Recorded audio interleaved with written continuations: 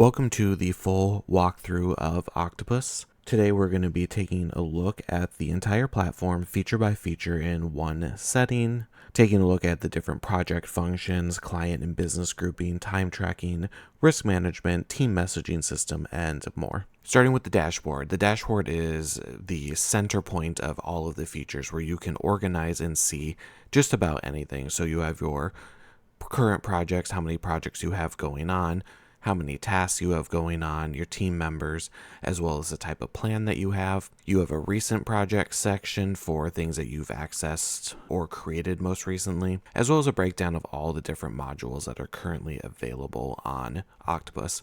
You can also edit your dashboard by clicking on Edit Dashboard, and from here you can kind of rearrange the order of how everything is, as well as add what we call widgets. And so if you want to get some more specific details, you're able to do that. If you want to see what's the newest, latest, and greatest, you can do that. We also have a daily quote function to try to motivate you throughout the day. So you can set up your dashboard how you would like for it to look. So looking at the sidebar here, this is the organized structure of everything that is currently available in Octopus. If you click on the What's New function, you're able to, of course, see what is new, what is the most recent information that is up to date with everything. Next is the Getting Started. If you're new to Octopus and just need help getting an idea of how everything works, you of course go to Getting Started, and it will help you get through those first few steps in order to use Octopus smoothly and efficiently. So it'll walk you through things like how you can group your work with clients, creating your first project, adding your first task, inviting your team, as well as other views that are available. And of course, at any time, as it says here on the bottom, if you need more detailed information, you can always go to our help center, where we try to keep everything up to date as far as how the different functions and features work within Octopus itself.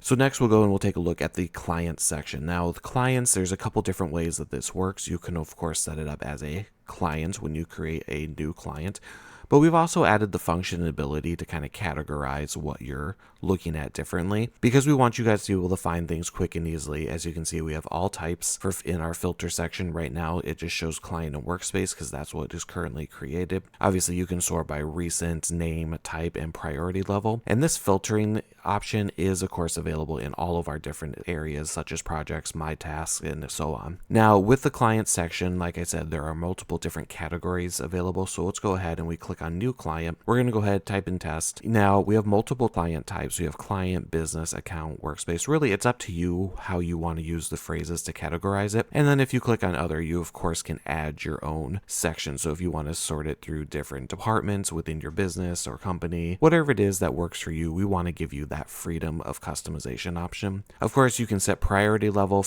as well as give a description as to what works for you and color coding. Now within the client space right now, you can see that there are 0 projects listed on here. If we go into the project section itself, we can take projects and we can assign it to clients. So since this project here, the Q3 marketing campaign, has 11 tasks and 1 member in it, we're going to go ahead and click on the Q3 marketing campaign. And if we go up into the settings icon up here, we're able to go ahead and assign it to a specific client. So we're going to go ahead and click on the client drop down here, tell it to go to macro industries, save changes. And again, once you go into the settings of the project itself, you have a lot of different options such as the name, description, color code. You can assign specific members. You can assign project leads. So if you need to have it so that they have a little bit more permissions than a standard member, you have that option. As well as if there are team members that request specific role changes or different access points, you'll be able to find those here. Now, if we go back to the client section, you can of course see that now there's 1 project assigned to this client specifically. And if we click on that client, you'll see what projects are assigned there, as well as having the option to integrate time tracking, create new projects, and so on.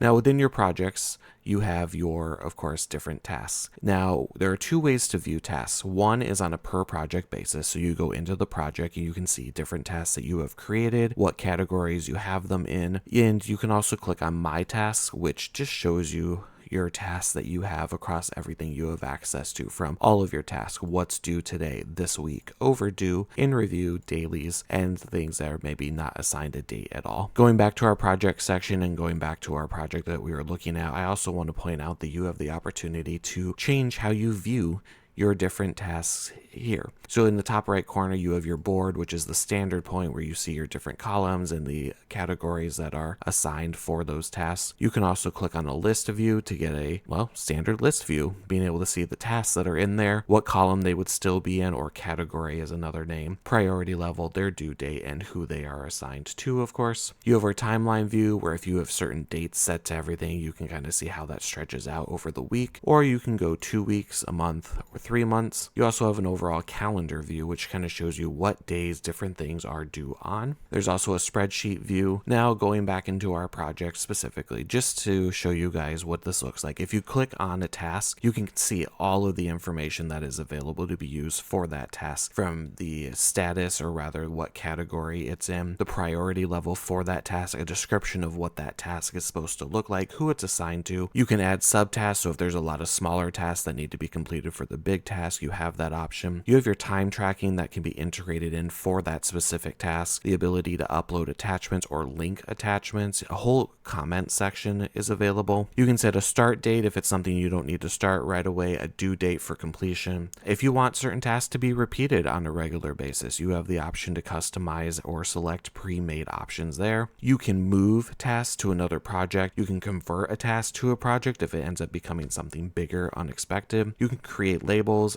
create custom fields, whatever you need. There are a lot of options here, as well as the option to go ahead and archive a specific task if you're done with it or end up not needing it, and a quick delete option. You can also minimize the task in case you need to look at something real quick, and then it'll just come back up. I should also mention that when you minimize a task or a project, if you click in the bottom left corner, that's where it gets minimized to. You click on it and you can pop that back up on whatever page you are going to. Next is our time tracking area. Again, you can use your tasks specifically to enable time tracking for specific tasks. You can also come in here. You can also come in here and select a client, specific project, specific task if you need to focus primarily on that. And then you can also type in more details about it. You hit the start button and it'll track your time until you hit stop. And you can also log your time manually, where it'll give you the option to choose the same info. Maybe you worked on the project but forgot to hit start and have a general idea of that time that you spent on it. You can do all of that manually entered right here. Next, we have our risk management section. Everything